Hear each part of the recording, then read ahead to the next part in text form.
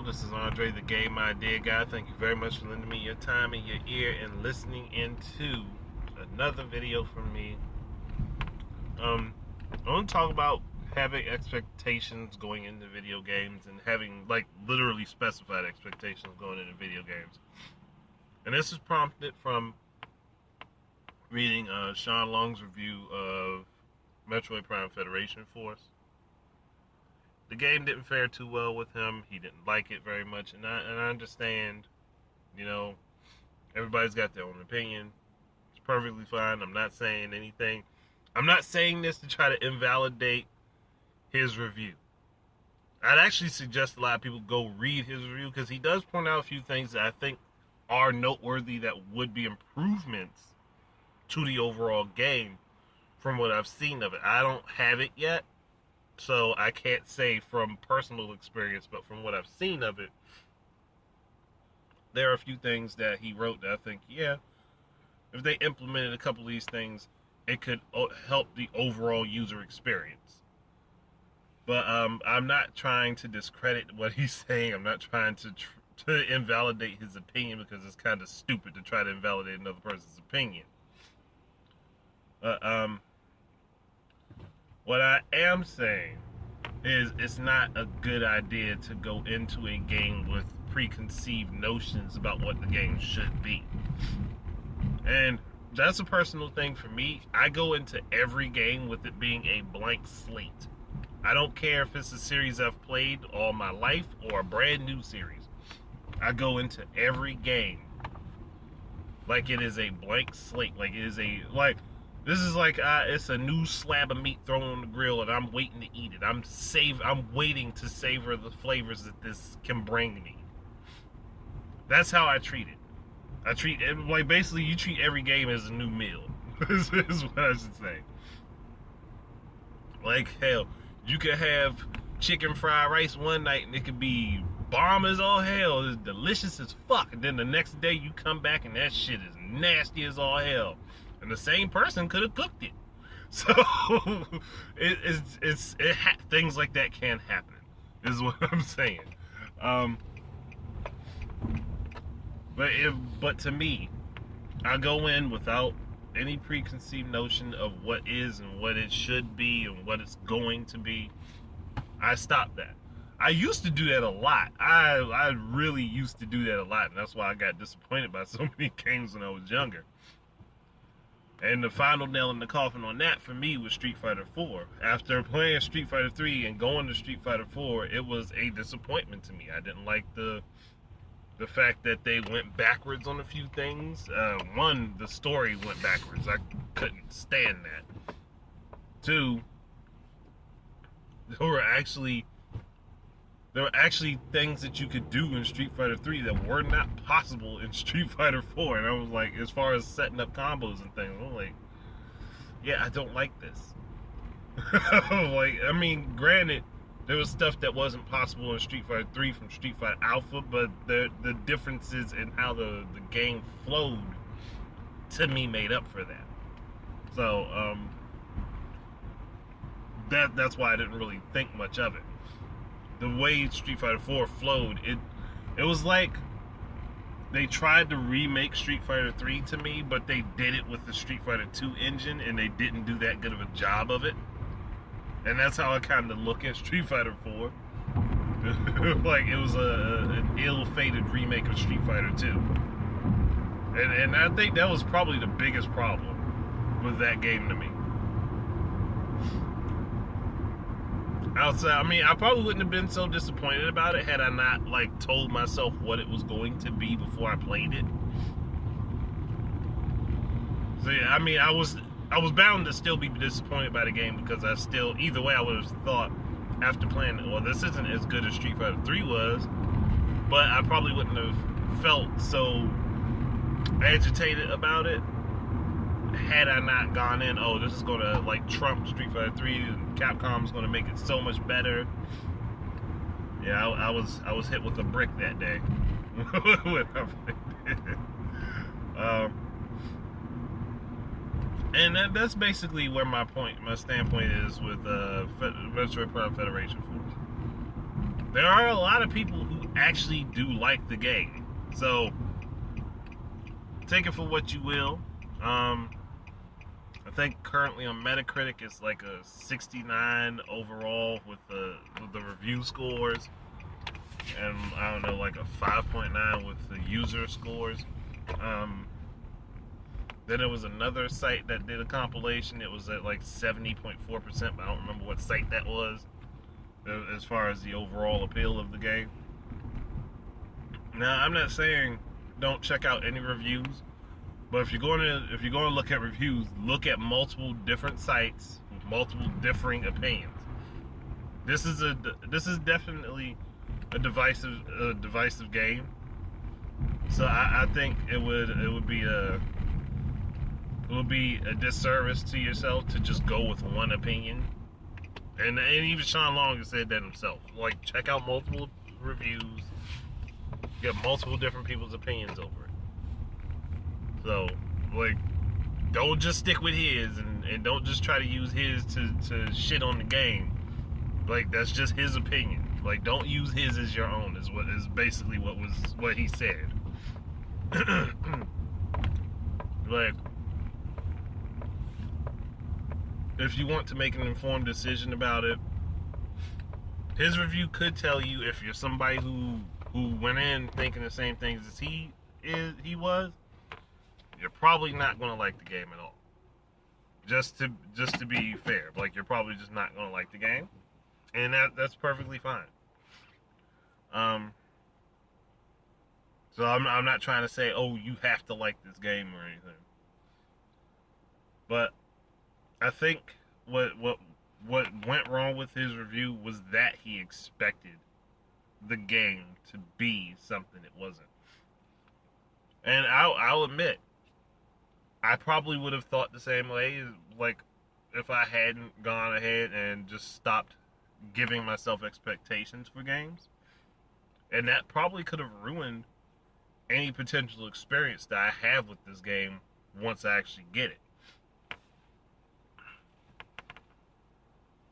So my way of thinking is, go into a game completely blank. Don't, even if it's a franchise that you have loved for a long time, don't go into it expecting anything other than to play a game.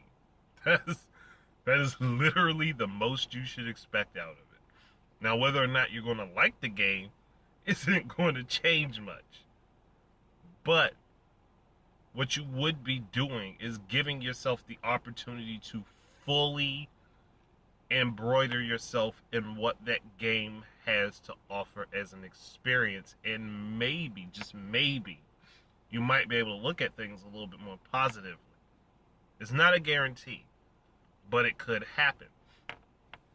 You know, Sean was expecting the exploration, the puzzle solving, and a lot of the things that Samus does as a character. But this game is not about Samus. It's about the Federation, which would lend itself to actually needing a different play style, because these soldiers don't do all the amazing shit that Samus does. They can't. They literally can't. Even if their weapons and all their tech is based off of her shit, they're still not as good as her. And I think I made this point before on another video.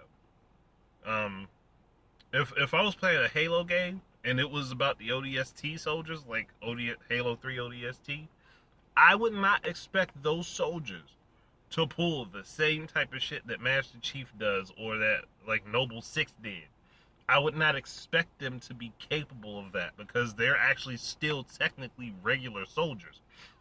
They're using pretty much the same technology, but their shit is not as good. They're just they're basically infantry, whatever. They're not capable of all of the same shit, and if they tried to do the same shit, they would likely fail at it because they're not the same. Granted, there probably could have been some puzzle solving and stuff done, but in a 4-player co-op type game, I don't know how well that would work, especially if you ended up playing the game by yourself. you probably have trouble trying to get these puzzles taken care of. And that was probably why they weren't put in it. Because you would need the group, you would need everybody conscious of what they're doing. And if you're just running around with some bots or not at all, I could see that being a problem. He also didn't like the Sean didn't like the way the precision aiming was done in the game, and that's with using the right trigger in order to use the gyro. I personally have no problem with using the gyro because playing Blast Ball, and I enjoyed it myself because you can pinpoint where you shoot. But he did bring up a valid point of having the touchscreen there, and they could have used the touchscreen to allow you to do the same thing.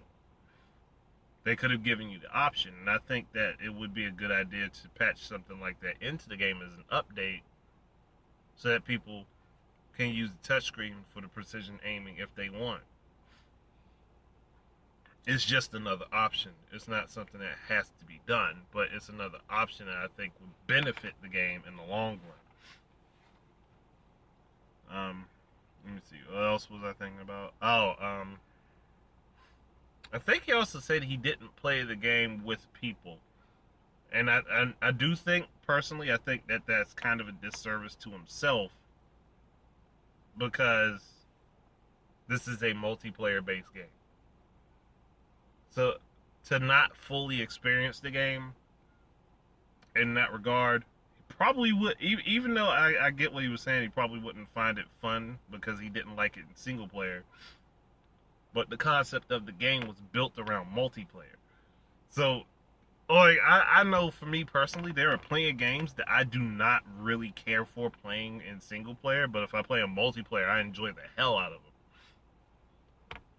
And I think this is probably one of those games. So I think for him, that him not playing in multiplayer actually kind of hurt him a little bit. He could have gotten more out of it. And I do think he should go back and play it in multiplayer. Even if he doesn't re-review it, he should at least play it in multiplayer and tell people what he thinks of multiplayer with people that he can actually play it with. And I'm granted, I know there's no voice chat and all that shit, but there are other applications that people can use. You got Voodoo, you got you got Voodoo, you got Hangouts, you got fucking Skype, anything. There are a lot of voice communication tools out there. You got TeamSpeak, fucking Raid Call. There's so much shit. Hell, you could just use your phone if you want. But I do think that it would be a to fully experience the game at all aspects that you can get. I think it's probably better to do it that way. Now, again, his opinion might not have changed much, even if he didn't go into the game with preconceived expectations. At most, it probably would have gotten a point more than it did. I really don't think it would have changed much because there are just a lot of things with the mechanics of the game that did not mesh well with him. And that's why I'm saying, like, I'm not trying to invalidate his opinion. Like, I'm not trying to say, well, no, don't listen to this guy. Like, it's just another opinion among a sea of opinions that are, like, damn near not the same at all. So, I just wanted to give some perspective on it, just to say, just take some time and think about it before you just say, oh no, I don't like this game, or I'm not willing to give this game a shot.